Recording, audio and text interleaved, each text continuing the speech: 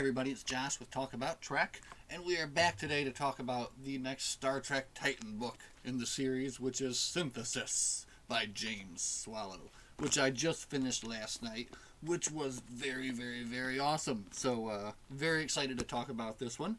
But as usual, let's start out by reading the back cover, which I have not done yet, so I've saved that to do with everyone here today. Now, the starship Titan continues on her outward voyage of discovery, ranging farther and farther from Federation space.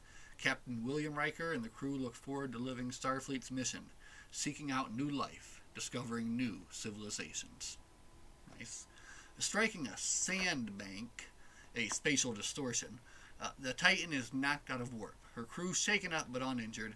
Titan has stumbled across a battlefield, and floating in it, shattered and in pieces, are the remains of a ship. Searching for survivors, they discover the ship never had a crew.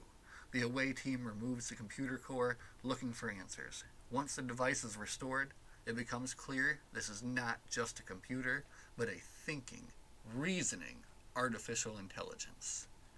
It identifies itself as second-gen white-blue, and it comes from a civilization composed entirely of sentient computers. Eons ago, these artificial intelligences were charged to be the first line of defense against the null, a destructive force so all-consuming that generation upon generation have waged unending war trying to find a way to beat back this terror.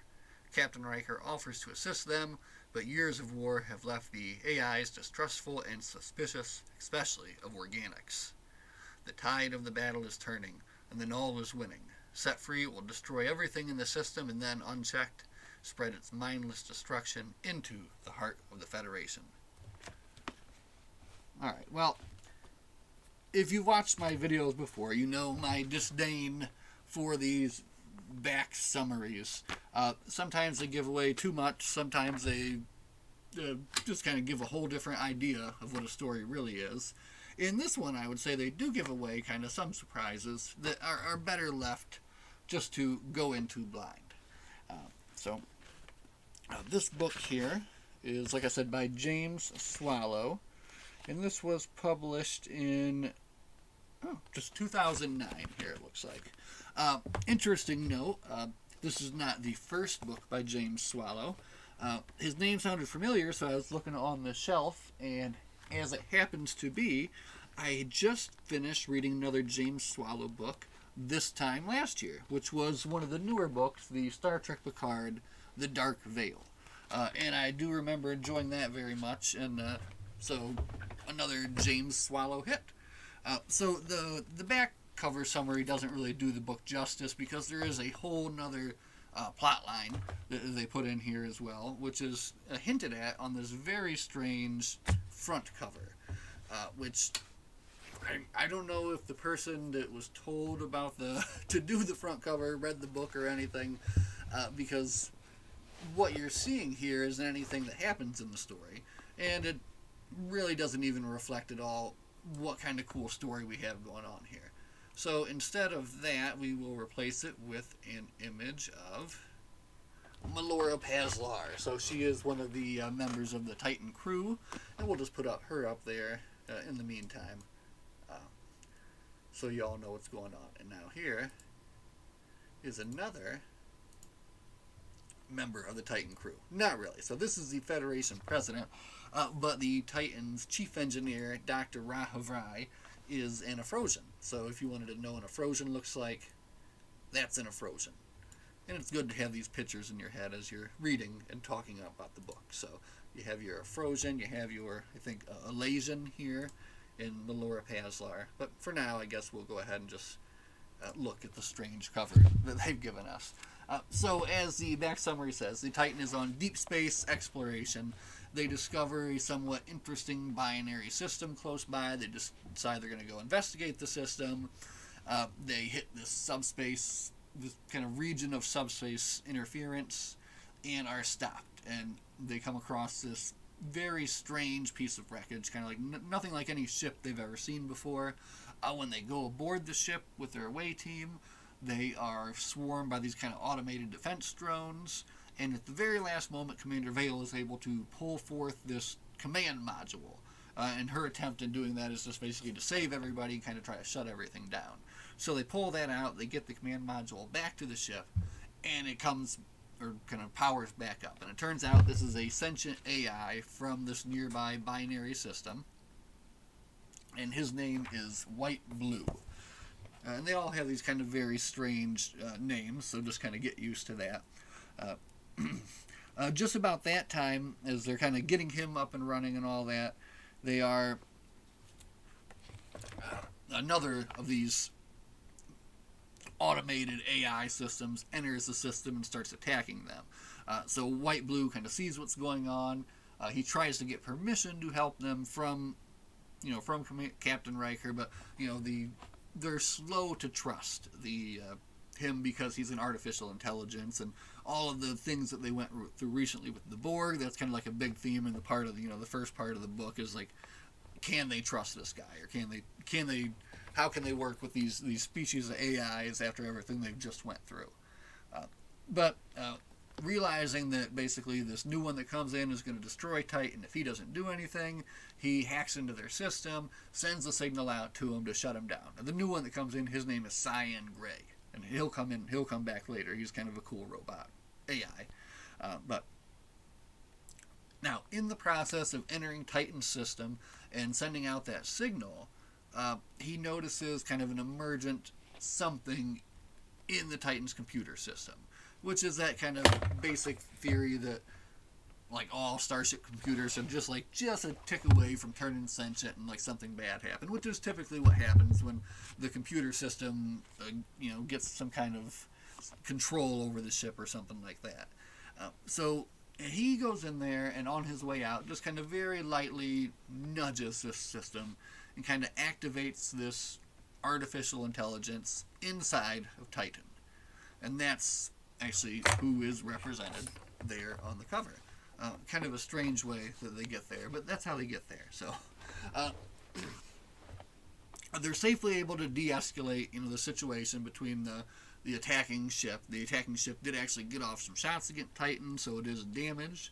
And kind of as an atonement, they insist they're going to take Titan back to their world and repair it. And again, the crew is not very happy with this, but they don't really have too much of a choice. They're kind of stuck in the situation. They're being towed back there, and then they get to see this whole system full of these AIs. And this is, I think, where the book really shines here, is because you're getting, it's like this full imagination world of all of these different fantastical artificial intelligences taking all sorts of different shapes. And they have like a basic AI like main body, and then they have all these different drones, and they have these different ship frames, and they're all they all also have all these different personalities as well. So even though they are artificial intelligences, they're emotive. You can kind of tell that right off the bat. So they are the crew of the Titan are basically the bridge crew is kind of brought up to meet the governing kernel of this planet or this system of AIs, and basically they don't want to tell them too much. They look down upon them. They call them wet minds, and basically they agree. All right, we're going to fix your ship, and you guys can go about your way, and that's that.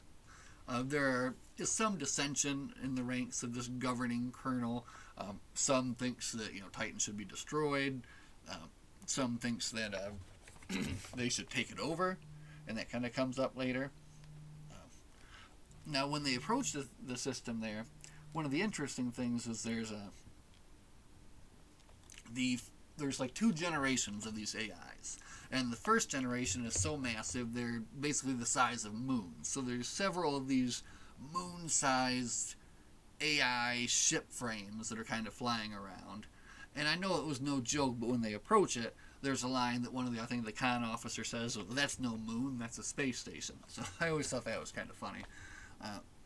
But that was cool because the describing of some of these things is pretty incredible. Like for the meeting that they have initially, they actually land on one of these first generation AIs, this giant moon-sized computer, basically, that has all these tiny little drones that it can send out to do different little things, and they all, since they're all AIs, they're all able to kind of interact and speak, instantaneously to work and get things done.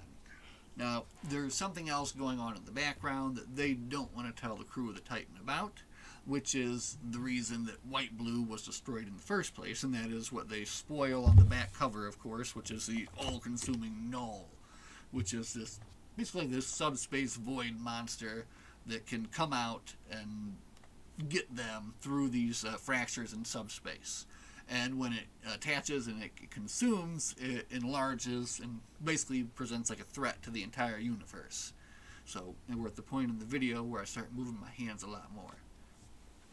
Okie dokie. So,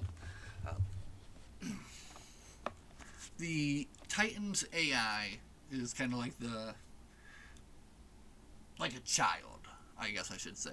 So she takes the form of Minuet, who was, of course, from the TNG series, a holographic character that was used to distract Riker in one of the early season episodes. I think she appears in a couple different episodes there. But why they chose to put her on the cover, like, in this position with Riker is weird, because that's nothing that ever even happens in the book.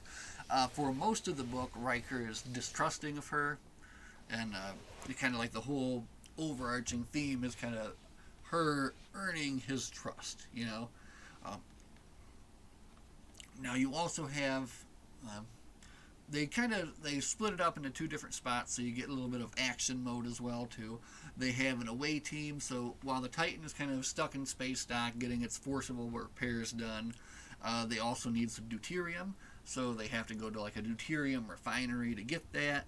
And they say, okay, well, let's send our team along with you guys. And they send Tuvok and a team along to kind of monitor that, getting their deuterium, and is also just a way to kind of monitor more of this weird system, On the way to get that deuterium, which is around this like ice planet, they notice another one of these moon-sized AIs, which is away from everybody else and kind of off orbiting this ice world over here.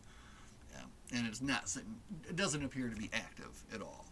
So as they're getting the deuterium out, there is a null attack, of course. So this is where the book kind of kicks into high gear. From here on out, it just kind of waterfalls down and down. The crew of the away team, the crew of the shuttle, is able to escape the refinery in time, but their ship gets damaged as they're trying to like help these AIs. And as they're crashing down, they're going to beam out, and their beam is diverted to that first generation AI.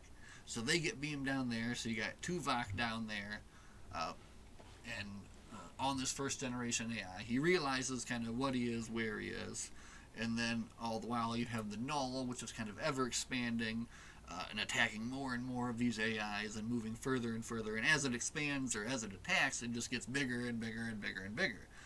So now, as I said, the AIs were divided on what to do, whether just to kick Titan out or take it over. One particular AI, which basically conducts like a coup, takes over and decides it wants to take over Titan. So it does attempt to take over Titan, but once it realizes that the null is here and it's loose, they all kind of join up together. So in the end, like this is the last maybe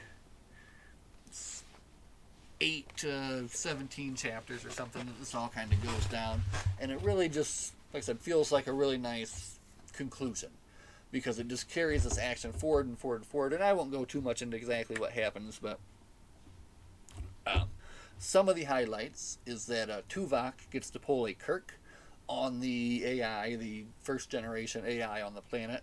He kind of talks him into some circular logic, and then even explains later to his crew, his crew that was there with him, that it was something that he learned from one of his captains, that he learned from one of his captains, which I thought was really cool. So with the null incursion coming in, the AIs basically think that Titan can't do anything to help, and of course Captain Riker and the crew of the Titan prove them wrong. They know things that while this AI is advanced, the Federation knows they're advanced too, and they have access to information that they didn't know about. So with some technology that they have, they're able to kind of get the upper hand on the null But they are able to find out that they can never truly defeat it. They have to basically seal this subspace rupture, you know. And once they seal this subspace rupture, then the null will be forever trapped back in its little subspace realm. However, there's only one way that they can do that. They need to send something into that rupture that's non-physical. And the only thing that can do that is the newly developed Titan AI. So the Titan AI has to make the decision to sacrifice herself to save the universe, and Riker has to make the decision to allow her to do that. So that's where the kind of final conflict comes in the book. Um, and it comes through to a very, very exciting conclusion. And I'm definitely leaving out a lot of really great character beats in here. Christine Vale, who's the number one here, her character is awesome and takes has a lot of really like the high notes throughout this. Tuvok as well. There's a very interesting character who is called Torvig, who is basically almost like a kind of an ostrich-like alien who was made sentient by like a race of overseers like years ago. That's one of the great things about the Titan series is it's just so diverse and weird. They have so many weird characters. Like I said, like this is your stellar cartography officer. She has to wear a suit because she can't walk in normal G's. You've got your Federation president, not really, but you're a Frozen main engineer. The doctor is a velociraptor. I mean, you gotta love that. So the series is just so good, and it does just such a great job of doing, I think, what Star Trek really does best, which is kind of opening up the imagination, like these concepts of like this whole civilization of AIs.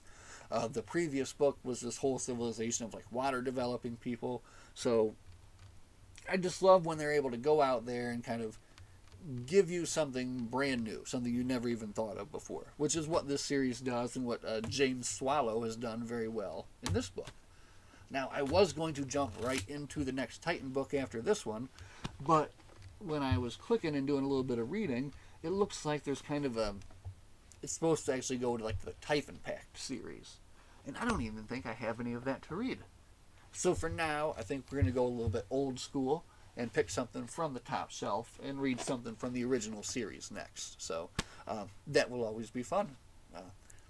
That's going to be it for Star Trek Titan Synthesis. Very fun book. Very interesting ideas about artificial intelligences. And I would recommend it, definitely. So, as always, everybody, thank you so much for watching. Live long and prosper. And we will see you in the next one. Bye.